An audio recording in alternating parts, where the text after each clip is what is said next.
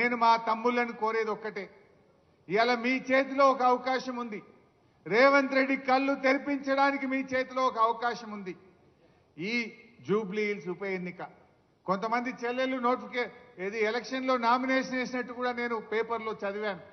నేను మీతో కోరేది ఒక్కటే, జూబ్లీ హిల్స్ ఓడిపోతే రేవంత్ రెడ్డి ఏం గద్దె దిగడు కదా, ఆయన ముఖ్యమంత్రి పదవేం పోదు కదా, ఇంకా 3 ఏళ్ళు పక్కా ఉంటాడు ఆయన్నే రేవంత్ రెడ్డి ఉండాలని కూడా మేము కోరుకుంటున్నాం. ఇక మళ్ళా కాంగ్రెస్ 20 ఏళ్ళ దాకా మొలవదిగా.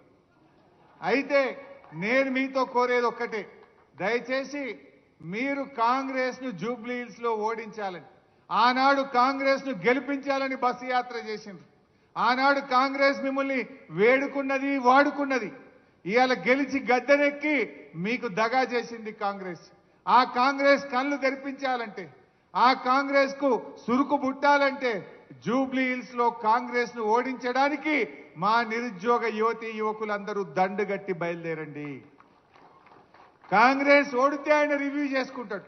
రాహుల్ గాంధీ అడుగుతాడు, నేను ఏమైందా నువ్వు ఎందుకు ఓడినావు అంటే, అప్పుడు మా నిరుద్యోగ యువతి యువకులకు 2 లక్షల ఉద్యోగాలు ఇస్తా అని రాహుల్ గాంధీ, ప్రియాంక గాంధీ మాట ఇచ్చి మోసం చేసింది కనుక ఈ నిరుద్యోగ యువకులే కాంగ్రెస్ ను ఓడించిండ్రు అనేటువంటి విషయం వాళ్ళకి అర్థం కావాలి.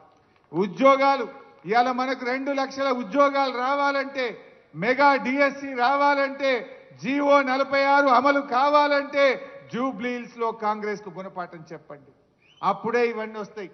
గవర్నమెంట్ ఏం మారది, కొత్త గవర్నమెంట్ ఏం ఎక్కదు.